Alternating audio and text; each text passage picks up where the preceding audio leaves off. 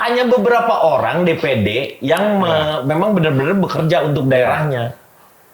Sekarang kalau misalnya di MPR nggak ada DPD, menurut lu agak bermasalah nggak? Dia hampir 5 juta lebih kalau nggak salah. Bahkan mengalahkan suara PSI. Hah? PSI? 4 juta. 4 juta PSI.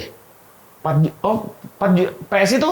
4 juta. Dari keseluruhan maksudnya? Iya, 4 juta. Dari keseluruhan? Iya. 4 juta. Berarti kalau Komeng masuk PSI bisa 9 juta dong? Prabowo jadi presiden nih sebagai pelawak suka kritik takut ditangkap nggak? Enggak lah. Enggak melihat ada ketakutan itu. Enggak, aku pernah buat yang Pak Prabowo yang agak FYP itu, yang waktu pas dia buka apa namanya, itu banyak banget ditonton tuh, yang pas buka kertas pencoblosan, loh kok bapak ini lagi? Ya itu, kok bapak ini lagi? Itu udah dapat itu udah. Mau ditangkap gimana itu kenyataannya?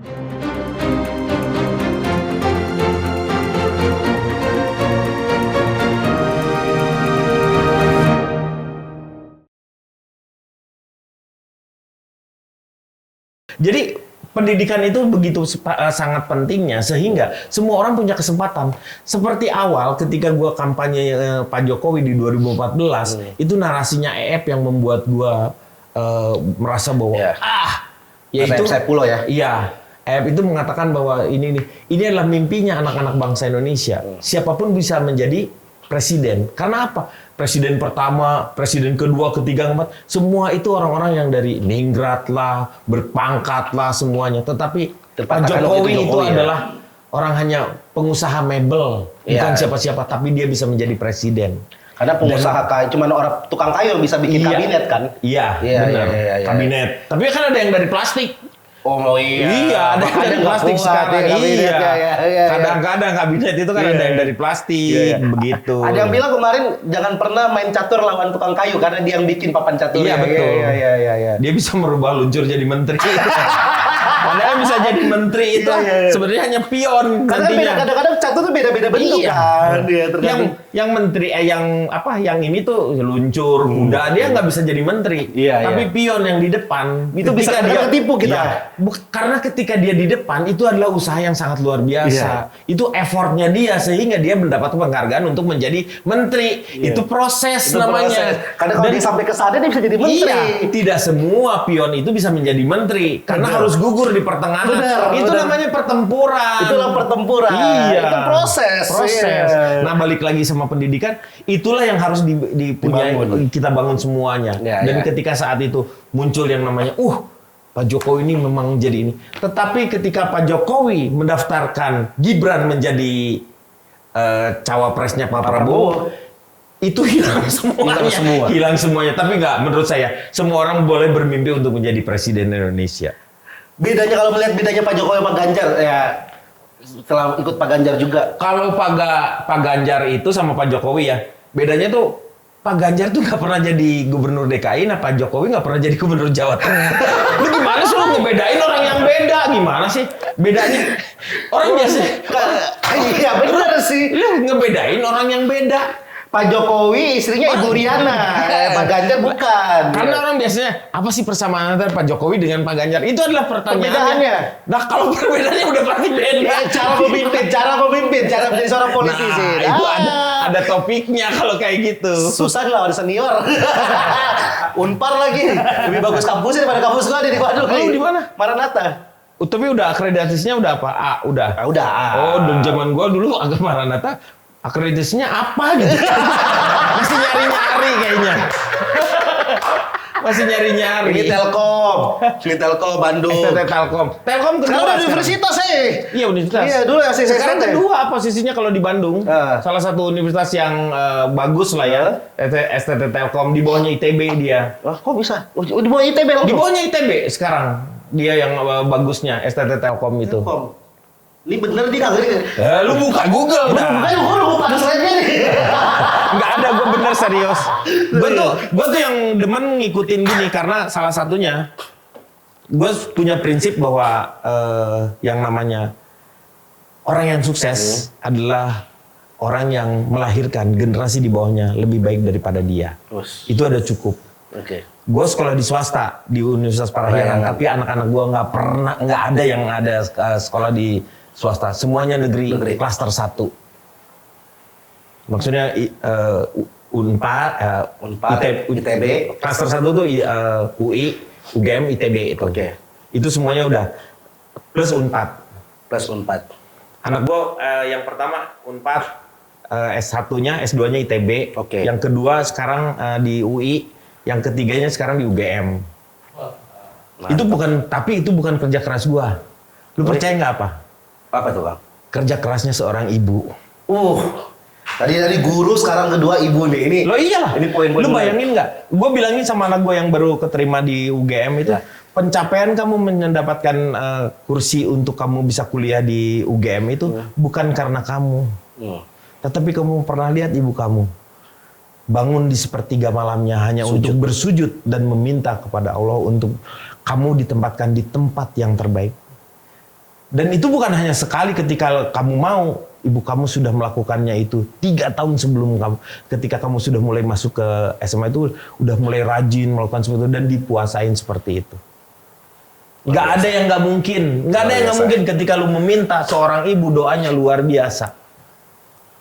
Karena gue ngerasain sendiri ya, gue tuh pernah deket dengan temen gue, satunya dari SMP sampai sekarang gue tuh main sama dia. Jadi, nah gimana obrolannya seru banget kan? Tapi info ini nggak kalah seru dan nggak kalah penting. Gue pengen ngasih tahu kalau Pesta Rakyat geser tanggal. Jadi tanggal 31 Agustus dan 1 September di Gambir G Expo. Tuh venue-nya aja udah gue kasih tahu. Jadi langsung aja cek di Instagram Pesta Rakyat. Udah hampir 50 tahun gue temenan sama dia tuh ya. Dan gue ngelihat gue hidup dengan dia. Kakaknya dia itu pemabuknya luar biasa. Kakaknya dan sampai gue tuh pernah nyelanain dia sama ibunya tuh. Tapi ibunya tuh sabar banget seperti itu. Dan yang terjadi sekarang apa? Anak-anaknya dia, anak-anak yang paling soleh, hebat, anaknya juga berhasil. Dan dianya sendiri juga berhasil. Karena apa? Karena doa ibu yang membolak-balikan hati seseorang itu semuanya yang di atas. Berarti Mas Gibran bisa jadi wapres karena doa ibu juga. Doa ibu? Iya pasti itu kan. Iya. Nggak mungkin ibunya Ibu Riana doain anak yang lain. Bahkan banyak doa ibu itu nggak selalu harus dari ibunya. Dari truk juga ada biasanya. Doa ibu. Bukan ada. Nggak semua ibu sepanjang di belakang truk. Iya. Benar. Itu juga ada. Benar.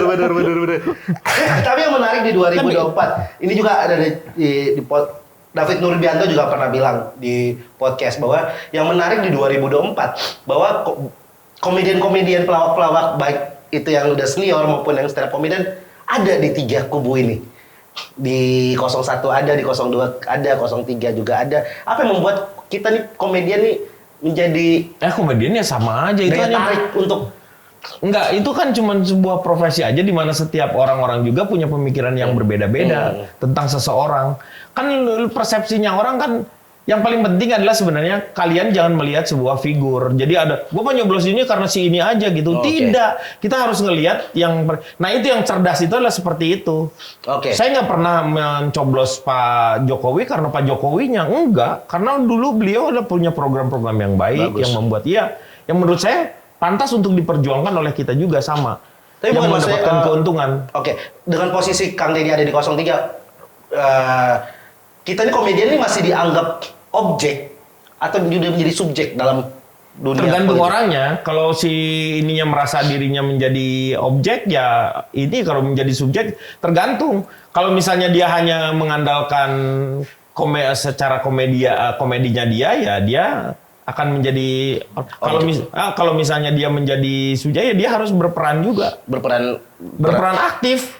Maksudnya tuh selama ini kan orang-orang kalau ngelihat lu bisa apa sih komedian pelawak ini? Yang saya membanggakan adalah ketika teman-teman dari anak-anak stand up mulai muncul, mulai kelihatan tuh. Dulu tuh lawak itu tidak pernah dipandang seperti itu karena seolah-olah lahir dari begitu munculnya teman-teman gue tuh karena kan dari universitas tuh cepat munculnya tuh karena jarang banget orang-orang. Jadi lawak itu nggak pernah dipandang sama orang dulu. Jadi kalau apa-apa juga, ini apa-apa, lawak itu hanya jadi sisipan. Tidak pernah menjadi bagian utama. Dia hanya sisipan aja. Tetapi sekarang itu mulai berkembang.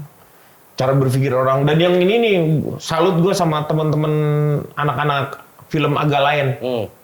Itu film anjing, memang bener anjing. Lucu banget, goblok.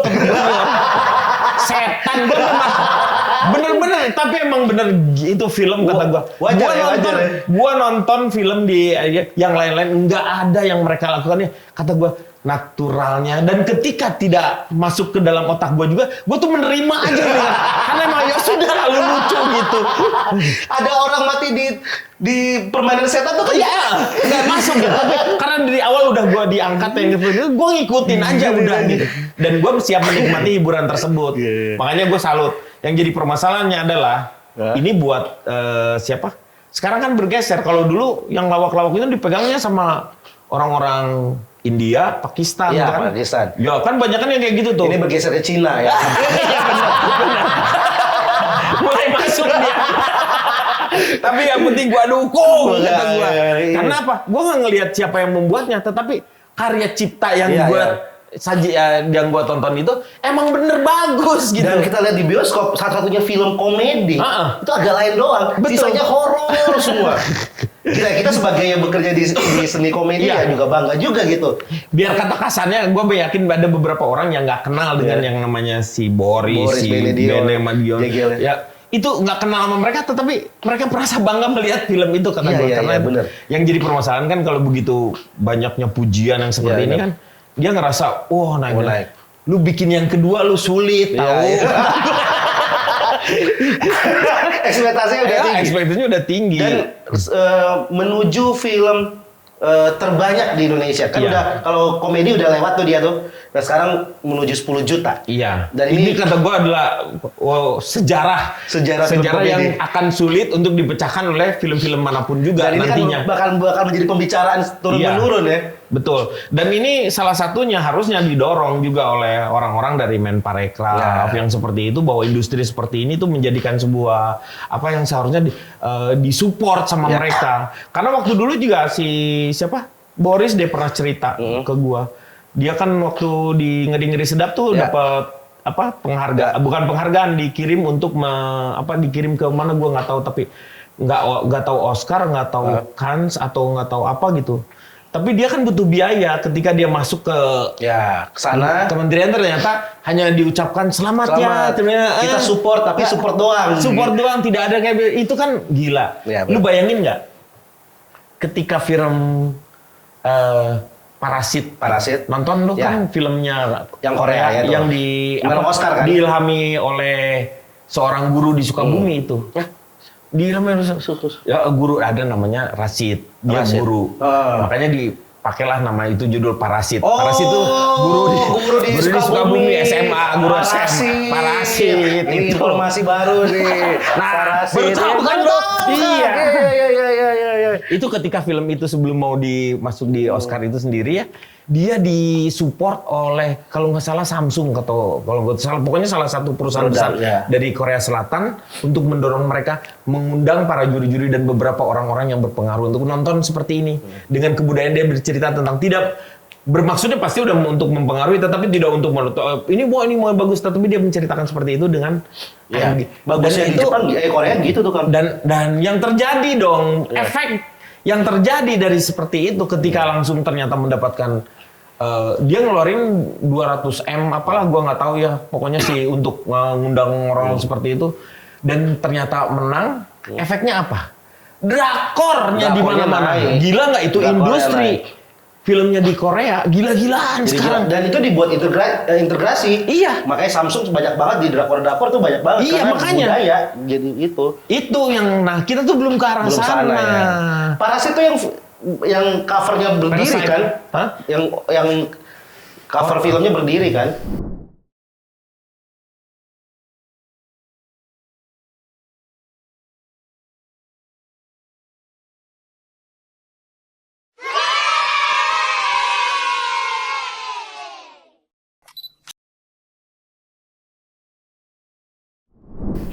Iya kan bener kan? Makanya judulnya Parasit, makanya berdiri. Bukan dong. Parasit ya kan? Bukan Parasit. Makanya mereka berdiri kan di cover. Enggak, karena dia di bawah. Kalau dia masih di atas, parasut namanya. maksud. Legend bro. Tapi oke, komedi sekarang di film Rajalela. Bang Komeng masuk DPD. Iya. Tapi kan itu fenomena ya. Nah, fenomena apa nih? Ya enggak lah. Kalau menurut saya, lu lihatlah selama ini. Apa orang-orang, hanya beberapa orang DPD yang memang benar-benar bekerja untuk daerahnya. Sekarang kalau misalnya di MPR nggak ada DPD, menurut lu agak bermasalah nggak? Enggak kan? Enggak sih Karena suaranya juga karena 4 kali 37 ya sekarang ya 37 dibanding dengan 580 kan. 560 580 ya, kalah suara lah. Dan DPD-nya sendiri sebagai senator itu belum memperlihatkan dia undang-undang apa yang mau dimasukin dari DPD. Banyak orang yang nggak tahu tentang apa itu DPD. Nah iya, makanya orang-orang yang muncul di situ dia pun tidak dikenal oleh masyarakat, sehingga ketika ngelihat yang di Jawa Barat ngelihat Komeng terus juga gambarnya juga dengan agak yang lain sebenarnya serius, ya dia ngelihat ngapain gua nggak kenal yang ini, coblosnya dia seperti kayak begitu. Akhirnya dia jadi satu fenomena, dia mengalahkan suara-suara yang lain, dia hampir 5 juta lebih kalau nggak salah. Bahkan mengalahkan suara PSI. Hah? PSI? 4 juta. 4 juta PSI. 4 juta. PSI itu? 4 juta. Suaranya. Dari keseluruhan maksudnya? Iya, 4 juta. Dari keseluruhan? Iya. 4 juta. Berarti kalau Komeng masuk PSI bisa 9 juta dong? Lolos. Tapi kalau kita melihat Bang Komeng sendiri, ya di politik, kira-kira apa sih yang bisa dibawa Bang Komeng selama menjabat nanti? Salah satu yang paling didukung oleh PASKI, Persatuan Seniman Komedi Indonesia, itu adalah memang Komeng.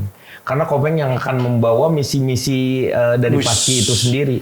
Salah satunya adalah kita berharap Komeng ini kan yang mengajak 27 Hari Komedi Indonesia itu akan dimulai di iniin lah, dan komedi menjadikan sebuah tempat yang dan kita tuh butuh yang namanya spot untuk mereka orang-orang untuk berkumpul berbicara tentang masalah budaya, dan budaya itu bisa bermacam-macam, dan itu adalah perlu untuk menggairahkan berpikirnya kita, mengembangkan, dan budaya itu sendiri bukan berarti hanya kalau misalnya jaipongan aja seperti itu harus dikembang mengikuti harus zaman yang seperti apa tanpa menghilangkan pakemnya gitu. Mengindustrikan budaya kita. Seperti itu. Ya, sebenarnya kan yang dilakukan Korea juga gitu, mengindustrikan budayanya. Nah, ini sekarang ada tetapi nggak ada konsistensinya. Ya, sekarang gini, kalau ketika kita diambil misalnya angklung diambil, oh ini milik Malaysia gitu.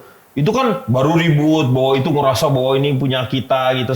Sementara di kita sendiri dipakai hanya untuk acara-acara yang resmi aja, tidak dipelajari. Kalau gua dulu SMP masih belajar tentang masalah angklung, filosofinya bambu itu seperti apa. Itu kan lebih penting sebenarnya. Kesenian itu mata pelajarannya kesenian tuh ada tuh. Pelajaran tentang angklung, bambu gila, segala macam tuh masih ada tuh. Sekarang masih ada nggak ya?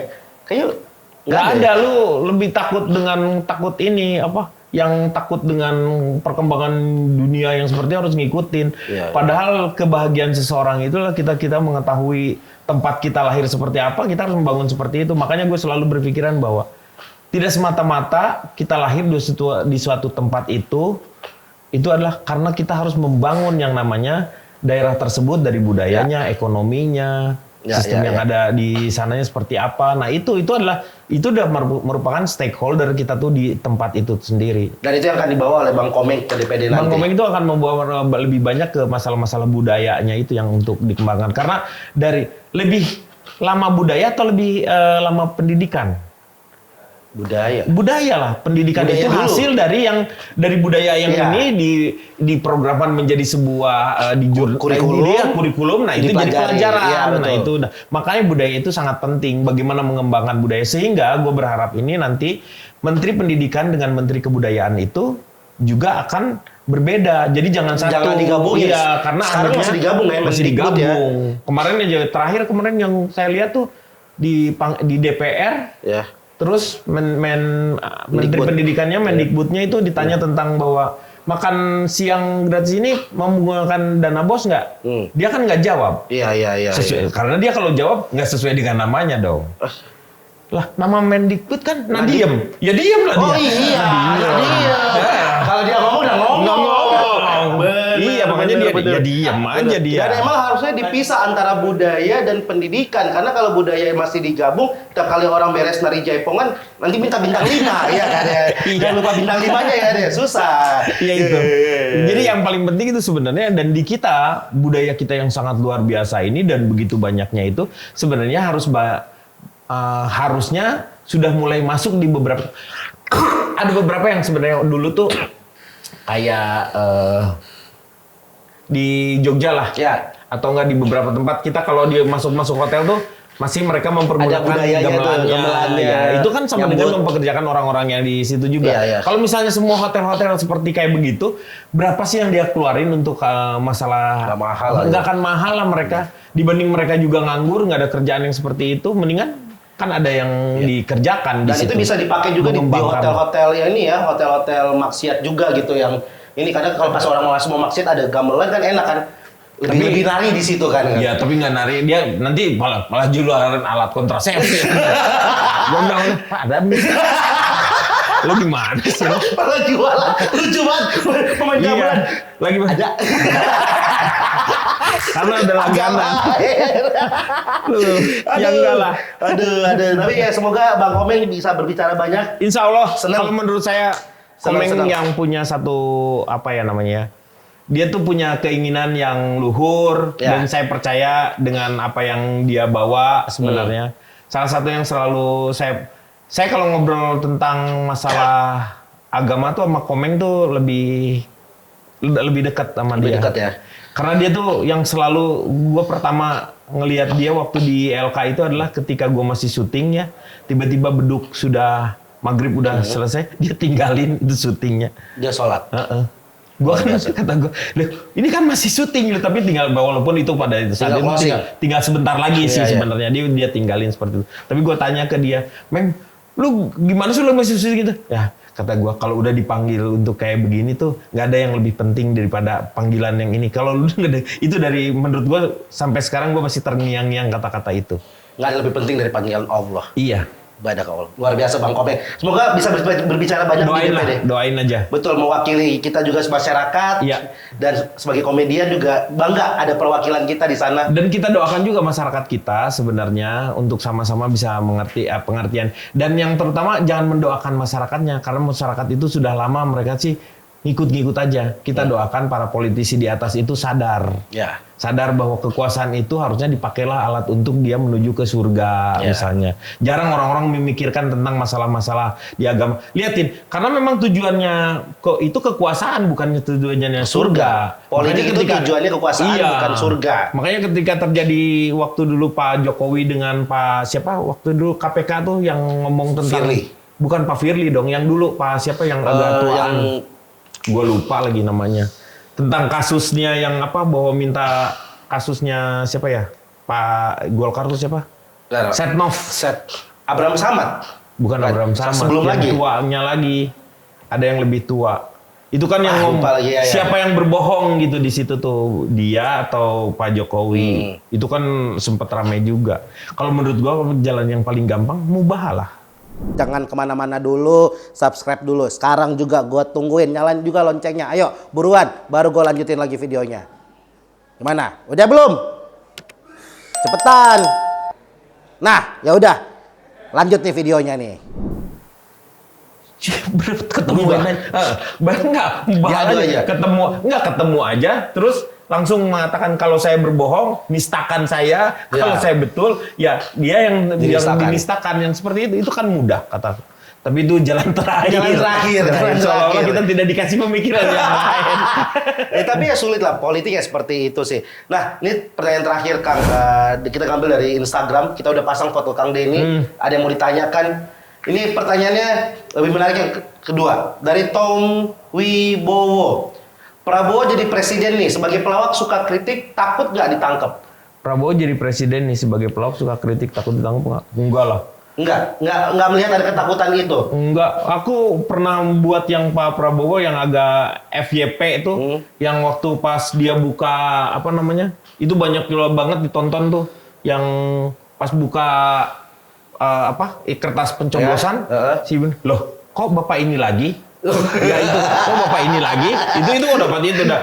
Mau ditangkap gimana itu kenyataannya? Kenyataan yang ada. Nggak melihat itu akan terjadi ya? Yang mana? Orang nggak boleh mengkritik demokrasi semakin turun.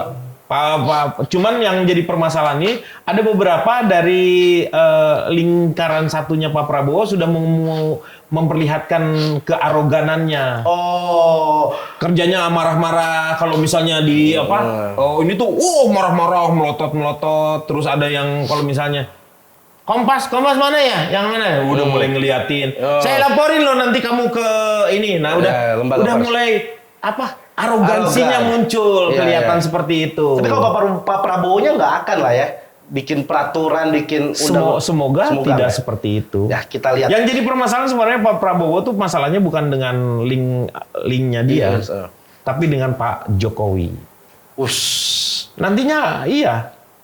Nantinya akan bermasalah itu dengan Pak Jokowi sendiri. Karena nggak akan bisa ada dua menara. Tidak akan pernah ada. Menara kembar ya, nggak akan bakal bisa. Hanya Malaysia yang bisa seperti itu.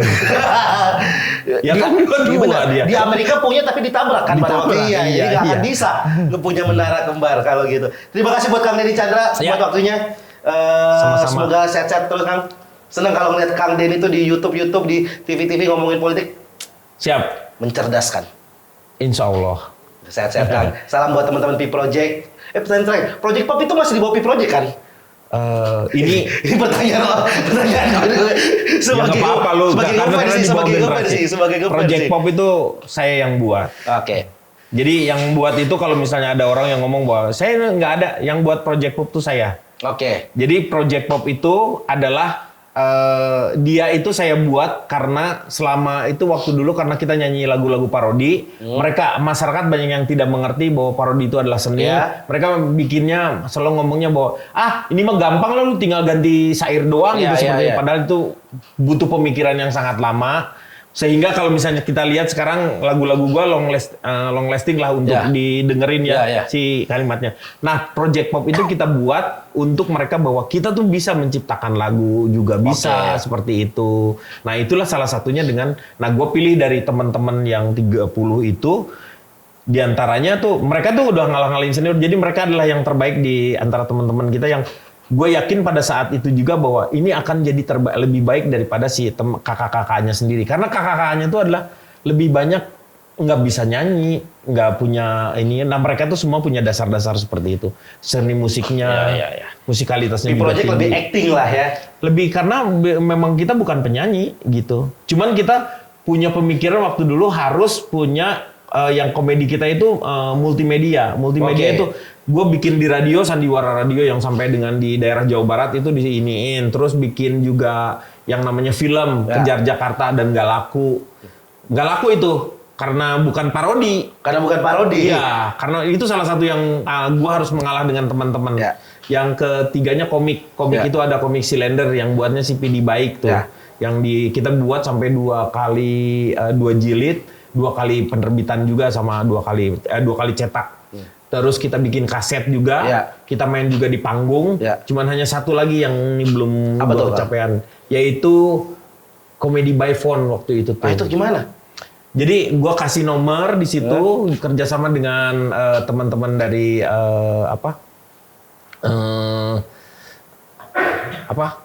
namanya tuh provider. Gua kerjasama dengan provider, terus providernya kasih nama kalau misalnya untuk mau telepon ke gua. Telepon nomor ini, ada nomor khusus, gue dikasih nomor telepon khusus seperti itu. Dia ngobrol semenitnya tuh berapa, ada tarifnya khusus. Tapi langsung ke komediannya. Jadi Comedy by Phone itu adalah ide gue ketika gue ngelihat Sex by Phone. Iya. Pas lagi Sex by Phone tuh, loh kenapa ini nggak dipakai ya? Oh pernah ya kakek? Enggak. Tadi udah ngomong ya. Udah ngomong ya barusan. Iya. Terima kasih sekali lagi Kang Denny Chandra, tepuk tangan dong. Terima kasih.